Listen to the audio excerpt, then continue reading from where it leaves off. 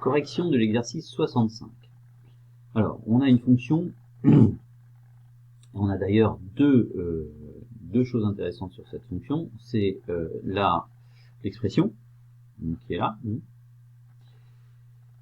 moins 2x carré plus 2x plus 4, c'est donc un polynôme du second degré, très bien, et on a sa représentation graphique. On s'intéresse à la tangente D, qui est tracée là, et qui est la tangente au point grand D, c'est-à-dire le point d'abscisse 2. Première question, déterminer l'équation de D. Alors on peut le faire graphiquement, mais ce que je vous propose c'est de le faire par le calcul, et on vérifiera que ça fonctionne bien sur le graphique. Donc, puisque c'est une tangente, je me sers de l'équation de la tangente, y égale f' de a, facteur de x moins a, plus f de a. A étant l'abscisse du point où on trace la tangente, c'est-à-dire ici a égale 2, le point d'abscisse 2. Ce qui me donne y égale, donc f' de 2, facteur de x moins 2, plus f de 2. Alors f de 2, c'est en fait l'image de 2 par la fonction f, c'est-à-dire c'est l'ordonnée du point de la courbe de f, d'abscisse 2. Alors, on voit que cette ordonnée est 0, on peut le vérifier, hein, mais f de 2, on doit trouver 0, je remplace x par 2, ça fait moins 2 fois 2 au carré, ce qui fait moins 8, plus 2 fois 2, 4, plus 4, ça fait bien 0. On a un autre nombre à calculer, c'est f' de moins 2. f' de moins 2, on va le calculer en deux étapes. C'est-à-dire, première étape, on va calculer f' de x, et quand on aura f' de x, eh bien, on pourra calculer f' de moins 2, de 2, en remplaçant x par 2, exactement comme on l'a fait dans la fonction f. Sauf que avant, il faut avoir la fonction f'. Okay. Alors, la fonction f', eh bien, je regarde la fonction f et je vais la dériver. Qu'est-ce que je vois? Que la fonction f est une somme. C'est parfait, c'est ce qu'il y a de plus simple à dériver. Donc, je trouve que la dérivée de la fonction f est également une somme. Et je dérive chaque partie. La dérivée de 4, qui est une constante, c'est 0. La dérivée de x, c'est 1. Donc, la dérivée de 2x, c'est 2 fois 1, c'est-à-dire 2. La dérivée de x carré, c'est 2x. Donc, la dérivée de moins 2x carré, ça fait moins 4x. Donc, la dérivée, c'est moins 4x plus 2. Je peux donc calculer maintenant f' de 2. Ça fait moins 4 fois 2 plus 2. Donc, moins 8 plus 2, moins 6. Voilà. Et je peux maintenant avoir l'équation de la droite T de cette tangente, voilà, qui est y égale. Alors, f' de 2, c'est moins 6. Facteur de x moins 2, plus 0. Je peux le mettre, je rappelle, hein, puisque f2, c'est 0. Je peux développer pour comparer un peu à ce que je connais un petit peu mieux comme forme des fonctions affines, hein, y égale mx plus p. Donc ça fait moins 6x plus 12. Voilà. Alors est-ce que ça correspond bien? Bon, d'abord, est-ce qu'elle passe par le point D, la droite dont je viens de trouver l'équation? C'est-à-dire, quand je remplace x par 2, ça fait moins 6 fois 2, moins 12, plus 12, ça fait 0. Donc elle passe bien par le point 2, 0. Elle passe aussi par le point 1, 6. On vérifie, si je remplace x par 1, ça fait moins 6 plus 12, ça fait 6. Donc elle passe bien par le point 1, 6. Donc c'est bien ma droite D. Ok. Deuxième question. Étudier la position relative de la représentation graphique de f et de la tangente D. Qu'est-ce que ça veut dire? Bien, ça veut dire quand est-ce que la fonction est en dessous de la tangente ou la tangente au-dessus de la fonction, etc. C'est-à-dire qui est au-dessus de qui. Voilà. Par exemple, je peux me poser la question, quand est-ce que la courbe de la fonction f est au-dessus ou en dessous, comme on veut. Là, je la vois en dessous. Poser cette question-là, ça va être plus simple. Pardon, en dessous.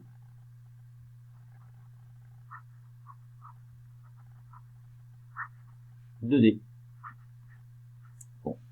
Si elle est en dessous de D, ça veut dire que pour un x choisi, on va avoir f de x qui va être inférieur à la valeur pour la droite, c'est-à-dire moins 6x plus 12.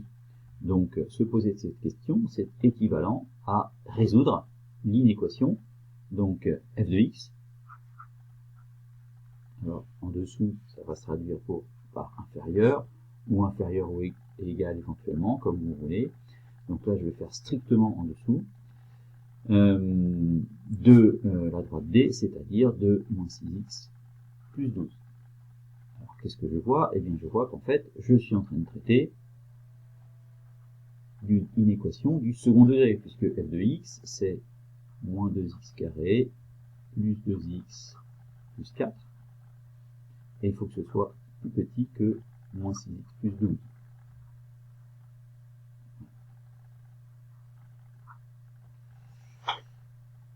Alors, pour cette inéquation-là, du second degré, la technique, c'est de tout mettre du même côté, et ensuite d'utiliser le discriminant. Alors, si je mets tout du même côté, ça me donne moins 2x carré, il n'y a que ça en x carré, plus 2x, le moins 6x va passer de l'autre côté, ça va faire plus 6x, donc ça fait plus 8x, et plus 4, moins 12, ça fait donc moins 8. Strictement plus petit que 0. Alors, je peux la simplifier un petit peu parce que je vois que c'est que des nombres pairs, donc j'ai le droit de tout diviser par 2, là, ça va bien marcher, ce qui va me donner moins x carré plus 4x moins 4 inférieur à 0. Donc on a des nombres plus petits, ça va être plus facile à manipuler. Alors comment on résout une telle inéquation du second degré? Eh bien, on commence par calculer le discriminant, delta, b carré moins 4ac, je vous rappelle, ce qui donne 4 au carré, moins 4, fois a qui est moins 1, fois c qui est moins 4. Donc 16 moins, plus, pardon, moins 1, donc 16, moins, pardon, excusez-moi, je reprends, moins, par moins, ça fait moins, voilà, et 4 fois 1 fois 4, ça fait 16. C'est-à-dire quand le discriminant est nul, ça veut dire que la fonction s'annule une fois, donc je peux faire un tableau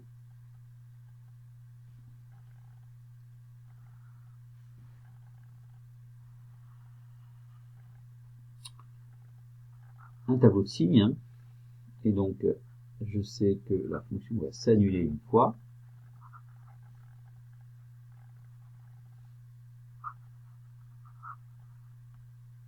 Alors quelle fonction? Celle-ci en fait. Hein.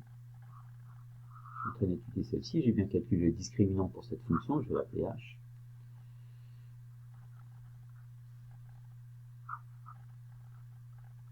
Voilà. Et pour ce qui est des signes, on sait que c'est tout le temps du signe de A. Du coup.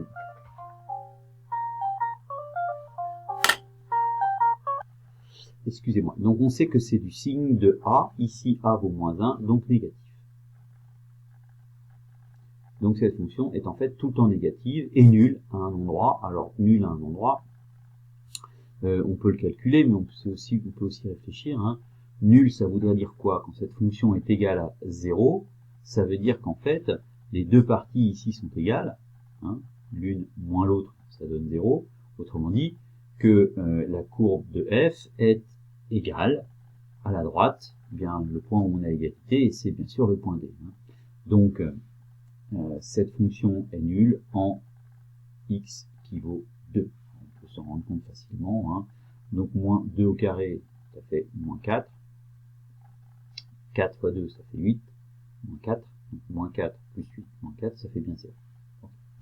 Alors, comment je lis ensuite ce tableau de signes pour avoir la solution de l'inéquation? Eh bien, moi, je cherchais quand est-ce que cette fonction était strictement inférieure à 0. Ben, elle est strictement inférieure à 0 sur moins l'infini 2, 2 plus l'infini. On va noter, hein, je vais noter tout simplement S. Donc, cette inéquation a un sens. les solutions de cette inéquation, c'est tous les nombres, sauf 2, parce que j'ai choisi de la prendre stricte. Ok. Qu'est-ce que ça veut dire? Eh bien, ça veut dire qu'en fait, partout, sauf en 2, CF est en dessous de D. Et en 2, elles sont exactement confondues.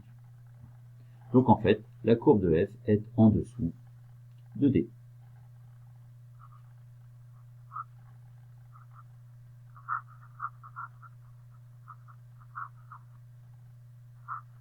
Voilà pour l'étude des positions relatives.